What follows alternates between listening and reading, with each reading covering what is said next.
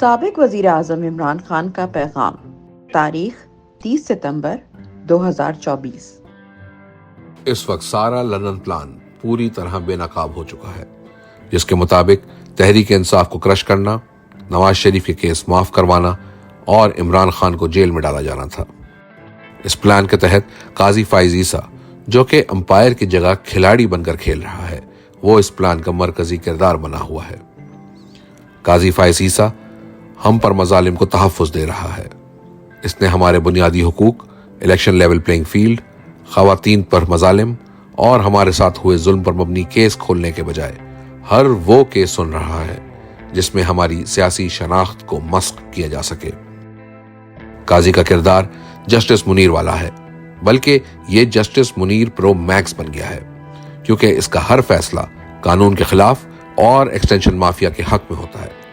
Extension mafia نے اپنی extension کے لیے ملک کو تباہ کرنے کا تہیہ کر رکھا ہے، اور ہم ایکسٹینشن مافیا کا راستہ پر امن احتجاج سے روکیں گے۔ ایکسٹینشن مافیا جعلی پارلیمنٹ کے ذریعے آئین کا تشخص تباہ کرنے کے لیے ایک انتہائی گھنونی سازش کر کے آئین میں ترمیم کا منصوبہ بنا رہے ہیں۔ میں ان تمام کو اس آئینی ترمیم سے باز رہنے کی تنبیہ کرتا ہوں۔ لندن پلان کے مطابق نواز شریف کو کپتان بنایا جانا تھا، لیکن اس کے ساتھ بھی دھوکہ ہوا اور تھرڈ امپائر خود ہی کپتان بن گیا اور نواز شریف کو 12واں کھلاڑی بنا دیا۔ شہباز شریف آج کل بہت بیان بازی کر رہا ہے، اور 9 مئی جو نون لیگ کی انشورنس پالیسی ہے کا ذمہ دار بار بار ہمیں ٹھہرا رہا ہے۔ میں اس سے کہتا ہوں کہ ہمت کرو اور ان سے پوچھو کہ 9 مئی کی CCTV فوٹیج کہاں ہے۔ فوٹیج ملنے سے یہ کیس فوراً حل ہو جائے گا۔ علی امین نے بڑا زبردست بیان دیا ہے، میں اس بیان کی مکمل تائید کرتا ہوں۔ جب معاشرے سے انصاف اٹھ جاتا ہے تو پھر معاملہ انقلاب کی جانب جاتا ہے، اور جس طرح کی بے انصافی ہمارے ساتھ ہو رہی ہے، اب انقلاب ہی آئے گا۔ ہماری خواتین جیلوں میں پڑی ہیں، لیکن کوئی ان کے کیسز نہیں سن رہا۔ 80 سالہ بزرگ خاتون پر دہشت گردی کا پرچہ کاٹا گیا، لیکن سسٹم میں کسی کو تکلیف نہیں ہوئی۔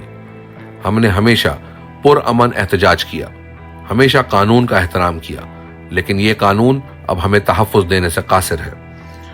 میں راولپنڈی کی عوام کو خراج تحسین پیش کرتا ہوں، جس طرح انہوں نے فسطائیت کا مقابلہ کیا، جہاں ان پر آنسو گیس، شیلنگ اور سیری گولیاں ماری گئیں، لیکن راولپنڈی کی عوام نے زبردست مقابلہ کیا۔ میں خیبر پختونخوا کی عوام اور علی امین گنڈاپور کو بھی سراہتا ہوں، جس طرح انہوں نے بڑی تعداد میں نکل کر حقیقی آزادی کے لیے جد و جہد کی اور علی امین کی سربراہی میں راولپنڈی کی جانب مارچ کیا اور اپنا احتجاج ریکارڈ کروایا۔ علی امین نے خیبر پختونخوا کی عوام کو جگانے میں بھرپور کردار ادا کرتے ہوئے میرے موقف کو عوام تک پہنچایا۔ جمہوریت کا مطلب آزادی ہے۔ جمہوریت جب آتی ہے تو قانون کی حکمرانی اور احتساب ہوتا ہے۔ قانون کی حکمرانی سے انصاف قائم ہوتا ہے اور عوام کے پاس احتساب کا اختیار ہوتا ہے، جو وہ ووٹ کے ذریعے اپنے حکمراں چن کر کرتے ہیں۔ جمہوریت حقیقی آزادی ہے، اور ہم حقیقی آزادی کے حصول تک جد و جہد کرتے رہیں گے۔ آزادی کوئی پلیٹ میں رکھ کر نہیں ملتی، اس کے لیے قربانیاں دینی پڑتی ہیں۔ میں اور میری بیوی 15 ماہ سے جیل میں ہیں۔ کسی کے دل میں جیل جانے کا ڈر نہیں ہونا چاہیے۔ جیل مجھے نہیں توڑ سکی تو آپ نے بھی گھبرانا نہیں ہے۔ اس وقت عدلیہ کو قابو کرنے کے لیے سر توڑ کوشش کی جا رہی ہے۔ ہائی کورٹ کے ججز سپریم کورٹ کو خط لکھ رہے ہیں، لیکن قاضی لندن پلان پر عمل پیرا ہوتے ہوئے اپنے ہی ادارے کو تباہ کر رہا ہے۔ یہ سپریم کورٹ کو ختم اور ہائی کورٹ کو سیشن کورٹ بنانا چاہتے ہیں، جنہیں یہ ان عدالتوں کی طرح کنٹرول کر سکیں، جیسے عدالتیں یہاں جیل میں مجھے اور میری بیوی کو 5 دن میں 3 سزائیں دے چکی ہیں۔ ہم عدلیہ کا دفاع کریں گے اور اپنی آزادی کے لیے ہر حد تک جائیں گے۔